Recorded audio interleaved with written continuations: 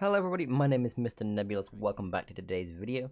So today we're talking about one of the most common things I get asked on stream, and that is, how do I get better at Siege, essentially, right?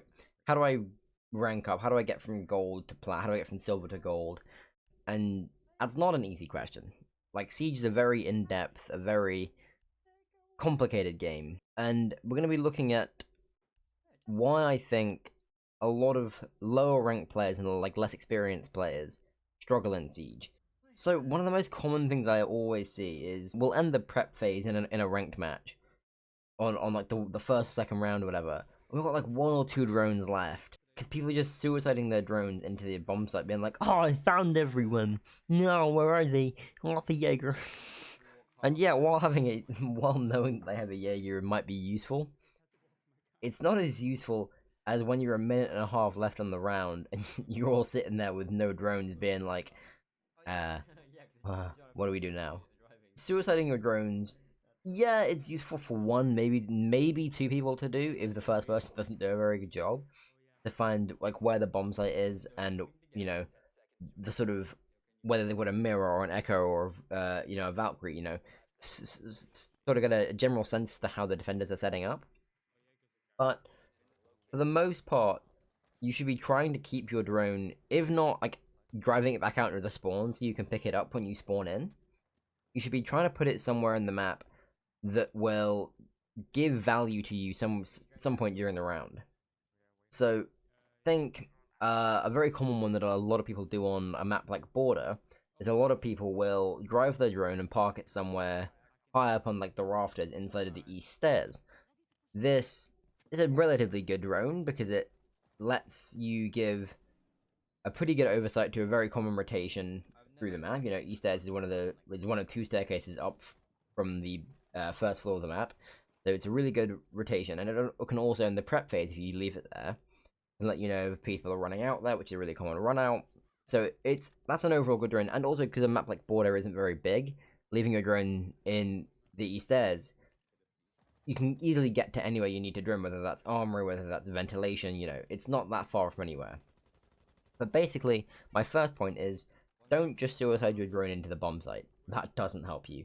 Keep it, or at least, keep it in spawn so you can pick it up when you spawn in, or at least park it somewhere in the map that's going to be safe and can provide some sort of value to you later in the round. Secondly, effective droning.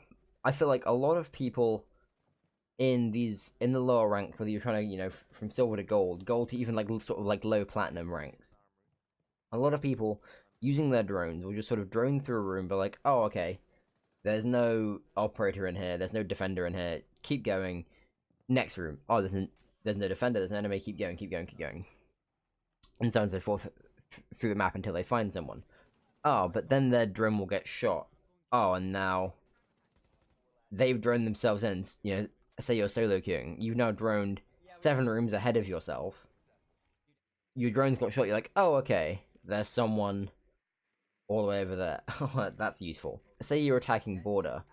Your plan is to come into the map through east stairs, and you've droned all the way down into like tellers or like customs because you're a buck. You want to go below, do some vertical pressure up onto the armory bomb site. So by the time you've droned the person whoever's playing below, whether it's a Pulse or a Valkyrie or someone, they then shoot your drone. You then go to entry through east stairs. Well, they've got a good 20, 30, even like more than that time to reposition themselves in the map. So as a second point I want to make here is, when you're droning, make sure you're like, especially if you're droning yourself in, you never really want to be more than like 1 or 2 rooms away from your drone, because you want to be able to quickly act on that information that you're gathering. Otherwise, it's pretty much useless information. And this goes for when you're droning your teammates as well. If you're droning someone else in, make sure you're not droning too far ahead. Otherwise, your person that you're droning in can't react to that information fast enough, and it's kind of useless information to gather, and it's just kind of wasting time. The sort of third and final point I want to make is effective droning. A lot of people will be droning and go, okay, there's no operator here, that room's clear. But then, whoever they're droning for, whether it's yourself or whoever, you'll go to walk through the doorway, you'll step into a goo mine, you'll activate a Grismot above your head on the door frame, And then out of a dark corner, an Ela or Elysian pops out and kills you. The room wasn't clear, was it? No. No, it wasn't. But that's all stuff you can figure out through your drone. So, droning requires a lot more than just looking for operators, or even looking for traps necessarily as well. Because you might figure out that there's a lesion mine in that doorway, but the room's clear and the rooms adjacent are clear. Oh. Why is there a lesion mine here? No one's going to throw a lesion mine to not act on it. You walk through the lesion mine and then suddenly, oh, there's a hole in the ceiling you've been shot from. Ah, right. So, a lot of people in the lower ranks tend to sort of look at droning as if it's and even like just walking around the map, seem to look at the map like it's very two-dimensional. Like they're either in front of me or they're on my side. And that's not really how Siege works.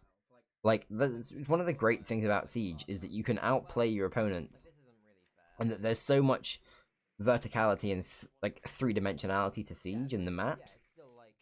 On most sites, you know, theme park kind of sucks, but whatever. That's a different thing.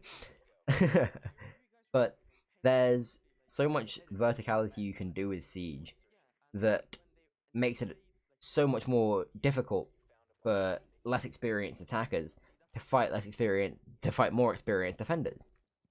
You know, take for a great example of this is, I don't know if it's still used. I haven't seen anyone use it in ages, but you know, maybe they still do.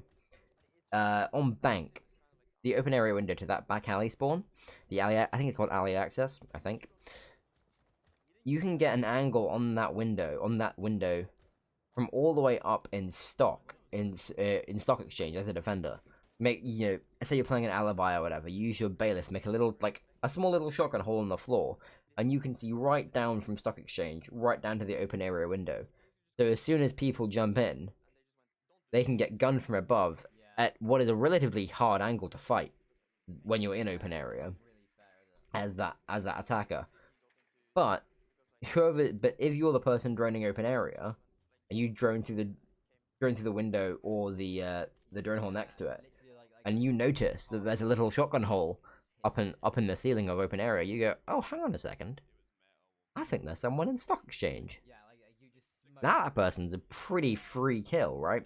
Because most people are gonna have at least one person going upstairs. You know, they'll go up the ladder or whatever to come in through stock exchange. You tell your friend that's going up to the second floor of the building, oh, there's someone in stock exchange, or there's someone playing around top floor. Now you can coordinate a pinch and an attack, get rid of that roamer, and their little plan to get a free kill hasn't worked out because your droning was effective, and you didn't lose a player because you told your friend not jump in the open area window because they're looking at it. So that's the kind of thing that I think can make a good support player even better in terms of your drone work. So I think if I was to boil it down to 3 points, it's make sure you're not throwing away drones in your prep phase and that kind of thing. So you're keeping your drones alive for as long as possible. You're not droning too far ahead of your players so that you can act on the information quickly. And also, when you're droning, do effective droning. So you're looking for traps, you're looking for goo mines, Ela mines, Capcom mines, frost mats even. You know, I always say on stream, frost mats are like the most effective thing against me because I just don't drone effectively. I'm ranked. I can't be bothered. So yeah, drone effectively. Look for traps. Look for vertical holes.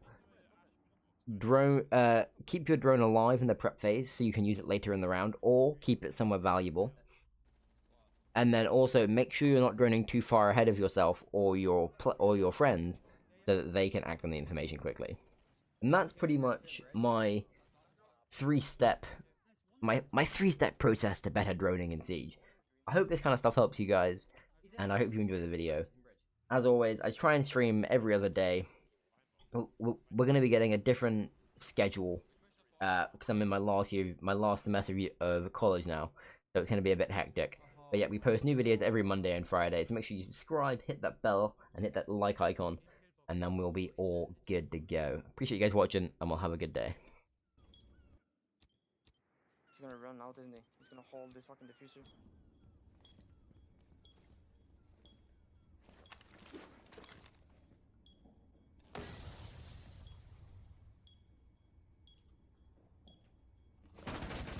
Nice.